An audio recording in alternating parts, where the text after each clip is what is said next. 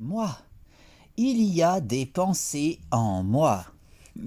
Mais moi, je ne pense pas, car je ne décide pas des pensées qui s'imposent en moi. Ces pensées me traversent, je les ressens, je les exprime, mais je ne décide pas de ces pensées qui s'imposent en moi. Ces pensées que je ne choisis pas, ces pensées dont je ne suis pas l'auteur, ces pensées qui me traversent en me donnant conscience du concept de l'absolu parce qu'elles émergent de l'absolu et parce que l'absolu est. L'absolu est. Il est l'être. L'absolu est immuable et autosuffisant. Il est la conscience absolue qui pense tout, qui pense le tout. La conscience absolue qui est l'être et qui pense l'existence, qui pense l'illusion du réel, qui pense mon existence, qui me pense moi. Moi, je ne pense pas et je ne suis pas, car je n'existe qu'en tant que pensée de la conscience absolue. La conscience absolue qui est l'être et qui pense l'existence, qui pense l'illusion du réel, qui pense mon existence, qui me pense moi et qui pense les pensées qui s'imposent en moi. Ces pensées que je ne choisis pas, ces pensées dont je ne suis pas l'auteur, ces pensées qui me traversent en me donnant conscience de l'absolu, parce qu'elles sont pensées par la conscience absolue. La conscience absolue qui est l'être, la conscience absolue qui est immuable et autosuffisante, la conscience absolue qui est l'être et qui pense instantanément toute l'histoire de l'existence. La conscience absolue qui pense instantanément toute l'histoire cosmique, tout cet enchaînement causal qui s'écrit rationnellement, toute cette suite de causes et d'effets qui s'articule logiquement, toute la causalité qui s'organise selon cette logique fondamentale qu'est la raison. Cette logique absolue qui transcende tout, la raison qui est dans les rouages de tout, la raison qui détermine fondamentalement tout, de l'origine jusqu'à l'aboutissement, de l'infiniment grand jusqu'à l'infiniment petit, en passant par ma conscience. La raison qui est cause de tout est cause du tout.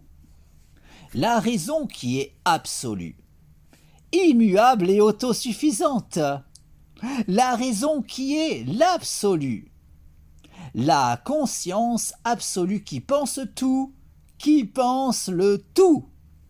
La conscience absolue qui est l'être et qui pense l'existence, qui pense l'illusion du réel, qui pense mon existence, qui me pense moi et qui pense ma conscience, me donnant accès à la connaissance, puisque tout provient de la raison, et parce que ma conscience peut entendre la raison.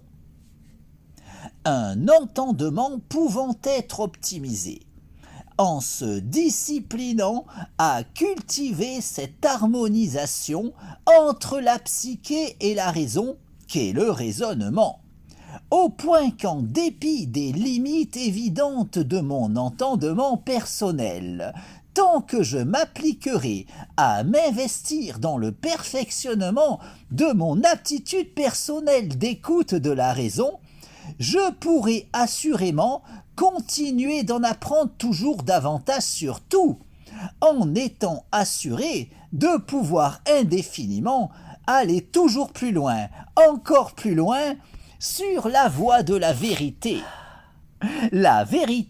qui est absolue, validant de la sorte toutes les vérités relatives de l'existence qui participent de cet absolu, qui est l'être, qui est le tout, qui est la vérité, qui est la raison.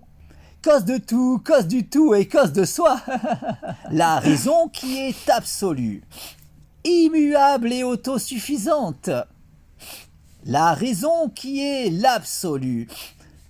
La conscience absolue qui est et qui pense l'existence, qui n'a nulle autre raison d'exister que l'évidence absolument logique pour la conscience absolue de logiquement penser absolument tout, au point de pouvoir, en dépit de l'immuabilité de son identité, vivre malgré tout toutes les expériences à travers toutes celles qui auront été vécues durant toute la durée de l'histoire cosmique. Logiquement pensé instantanément dans son intégralité par la conscience absolue, qui appréhendera également, parallèlement, en toute logique, toutes les variations logiquement possibles de l'enchaînement causal, en pensant, évidemment, instantanément, autant de réalités alternatives dans l'immuabilité de son identité, de sorte que la conscience absolue qui est, malgré l'immuabilité de son identité, vit tout de même toutes les expériences possibles en pensant instantanément tout l'enchaînement causal avec toutes les variations logiquement envisageables de ce dernier. Pour autant de réalités alternatives, se devant logiquement d'exister autant que la nôtre au sein de cette conscience absolue qui pense, en toute logique, absolument tout, de l'origine jusqu'à l'aboutissement, de l'infiniment grand jusqu'à l'infiniment petit, en passant par ma propre existence, tout en pensant, évidemment, les pensées traversant ma conscience. Ces pensées qui s'imposent en moi, sans que je ne puisse décider de leur teneur, ces pensées que je perçois et partage, sans pouvoir rationnellement les considérer véritablement miennes.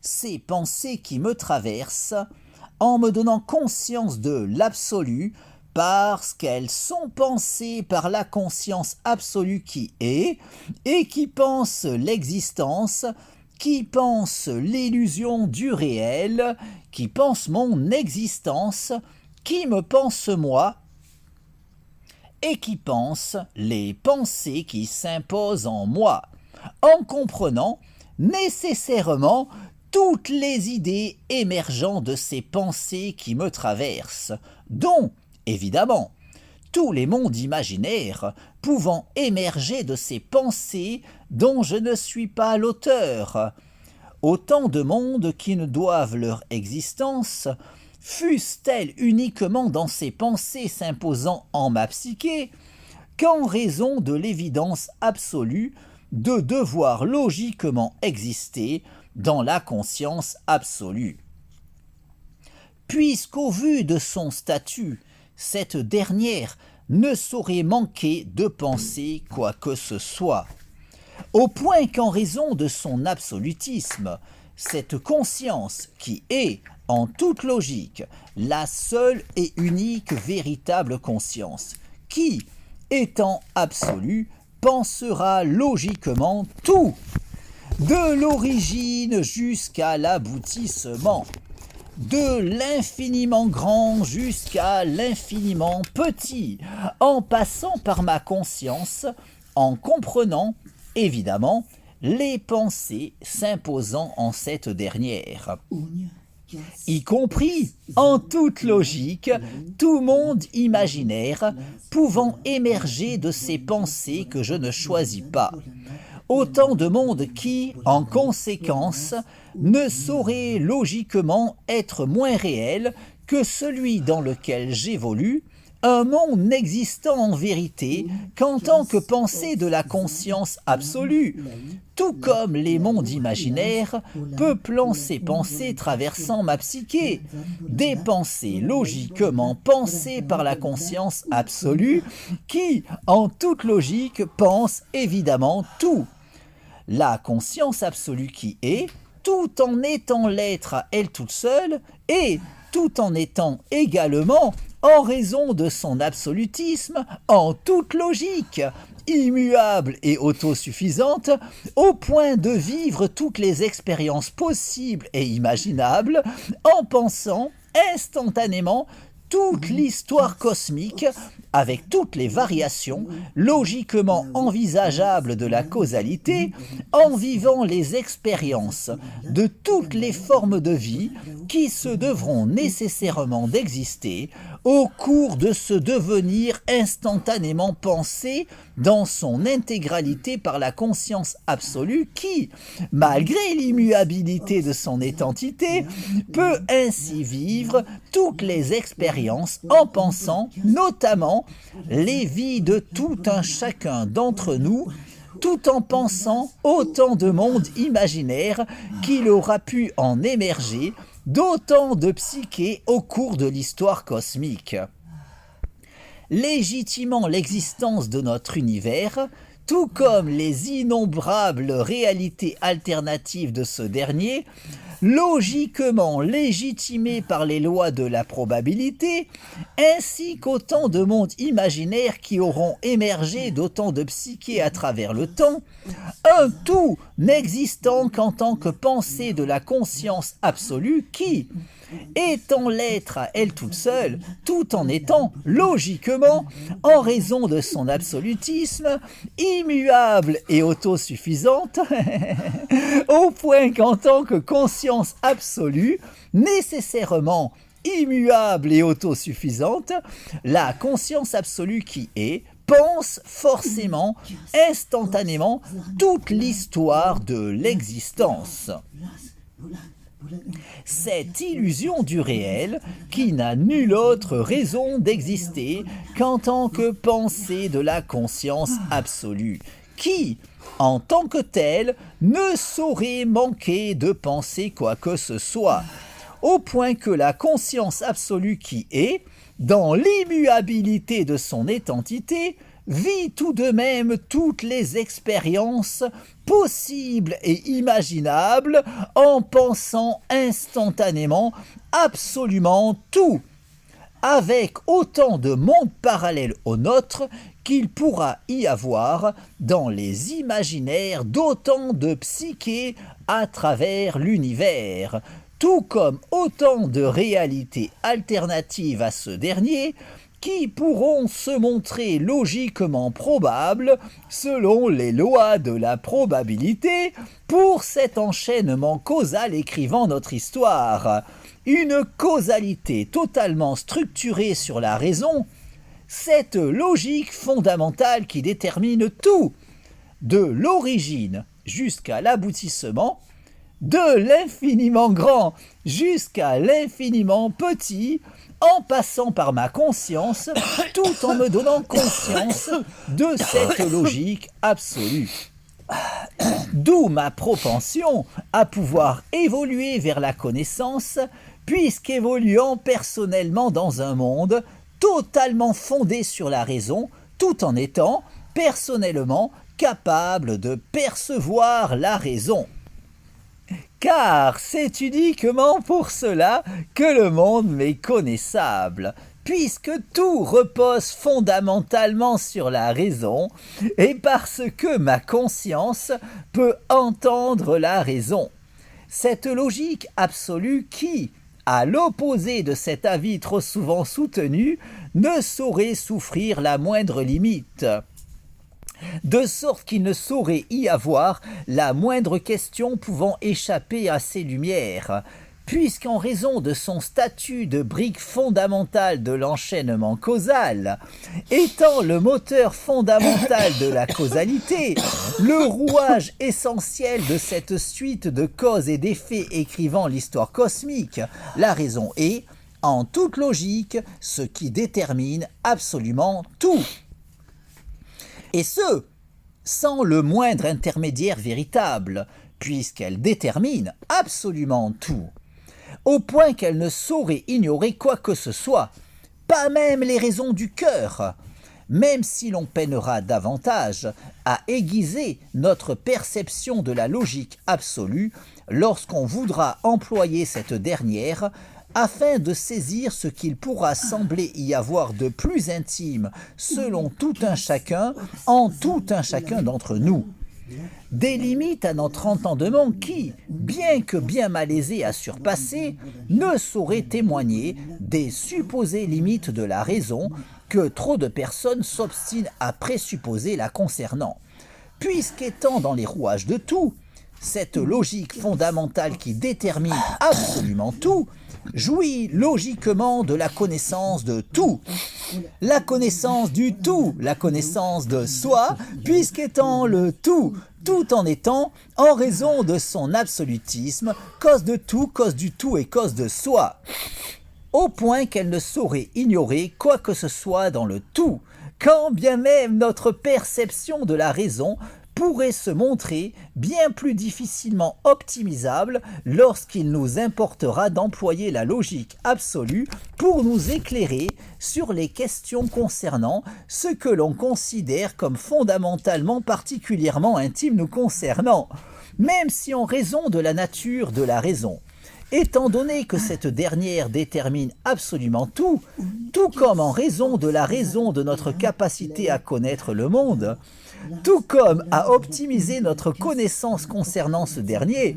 puisqu'alors qu'il aurait pu nous être totalement étranger, quand bien même le fait que le monde nous soit connaissable ait tendance à se trouver considéré comme un acquis allant de soi, au point qu'il est peu courant de s'interroger sur les raisons expliquant cette connaissabilité du monde à notre égard, alors qu'en s'arrêtant sur la question, on pourrait déjà reconnaître qu'il n'allait pas forcément de soi que le monde nous soit connaissable, puisqu'en vérité, notre environnement aurait pu échapper totalement à notre entendement, de sorte qu'il convient, dans une démarche philosophique se voulant des plus objectives, de s'interroger sur notre propension à pouvoir saisir intellectuellement le monde dans lequel nous vivons, en constatant que bien qu'il aurait pu se révéler aussi bien totalement insaisissable à notre intellect, le fait qu'il en soit tout autrement ne s'explique pas immédiatement, alors qu'après avoir saisi le rôle de la raison, notre entendement saisira les raisons de notre aptitude à pouvoir saisir intellectuellement notre environnement, puisqu'en vérité, en toute logique, nous évoluons dans un monde qui nous est connaissable pour la simple raison suffisante qu'il repose fondamentalement sur la raison, et parce que nous bénéficions tout un chacun de la capacité d'entendre la raison, au point que ce sera uniquement en s'appliquant à cultiver cet entendement que l'on pourra potentiellement en connaître toujours davantage sur tout. Puisqu'en raison de son absolutisme, la raison ne saurait souffrir la moindre limite, de sorte qu'il ne saurait y avoir aucun moyen d'accéder à la connaissance au moyen de quoi que ce soit d'autre que la raison, au point que, quoi qu'il en soit, quelles que soient les limites de notre aptitude d'écoute de la raison, ce sera seulement en se disciplinant à s'appliquer à cultiver cet entendement que l'on pourra théoriquement continuer de progresser vers la connaissance. Aussi, tout en évoluant dans cet enchaînement causal totalement fondé sur la raison, grâce à mon aptitude d'écoute de cette logique fondamentale, mon entendement m'a conduit à trouver le sens de la raison qui m'entraîne dans cette illusion du réel qu'est l'existence, au point d'en arriver à présent à pouvoir faire cette expérience de rêve lucide dans ce rêve qu'est l'existence, de façon à pouvoir décider de mon existence. Car, de même qu'en prenant conscience de mon rêve, je peux faire l'expérience de rêve lucide lors du sommeil paradoxal, de façon à pouvoir décider de mon expérience onirique, ma lucidité de l'illusion du réel me permet de pouvoir faire cette expérience de rêve lucide dans ce rêve qu'est l'existence, de façon à pouvoir décider de mon existence. La nuit, je me couche en décidant de mon rêve. Le matin, je me lève en décidant de mon rêve, dans ce rêve qu'est l'illusion du réel. La nuit, je m'endors en décidant de mon rêve. Le matin, je m'éveille en décidant de mon rêve. J'ai conscience de l'illusion du réel. Je peux faire l'expérience de rêve lucide dans ce rêve qu'est l'existence. J'ai conscience de n'être qu'une illusion dans ce rêve qu'est l'illusion du réel. J'ai conscience de cette illusion qu'est ma vie. J'ai conscience de cette illusion qu'est mon corps. J'ai conscience de cette illusion qu'est ma conscience. Ma conscience peut faire l'expérience de rêve lucide dans ce rêve qu'est l'existence. Ma conscience peut décider de sa sérénité. Je décide de jouir de la paix en moi, la sérénité dans mon esprit, l'harmonie en moi, mon harmonie corps-esprit, mon harmonie avec toute chose, mon harmonie avec tout, mon harmonie avec le tout. Je décide de provoquer l'alchimie en moi, l'alchimie dans ma vie, l'alchimie dans mon corps, l'alchimie dans mon esprit, l'alchimie dans mon corps-esprit, l'alchimie dans le cours de ma vie, l'alchimie dans mon existence, l'alchimie dans l'orientation de mon existence. Je décide de cette illusion qu'est ma vie, je décide de cette illusion qu'est mon corps, je décide de cette illusion qu'est mon esprit, je décide de cette illusion qu'est mon corps-esprit. Je décide du cours de ma vie, je décide d'orienter ma vie selon ma volonté. Dans ce rêve qu'est l'existence, je décide de vivre la vie de mes rêves. Dans ce rêve qu'est l'illusion du réel, je décide de l'orientation de mon existence. Ma lucidité de l'illusion du réel me permet de pouvoir faire l'expérience de rêve lucide dans ce rêve qu'est l'existence, de façon à pouvoir décider de mon existence. La nuit, je me couche en décidant de mon rêve. Le matin, je me lève en décidant de mon rêve, dans ce rêve qu'est l'illusion du réel.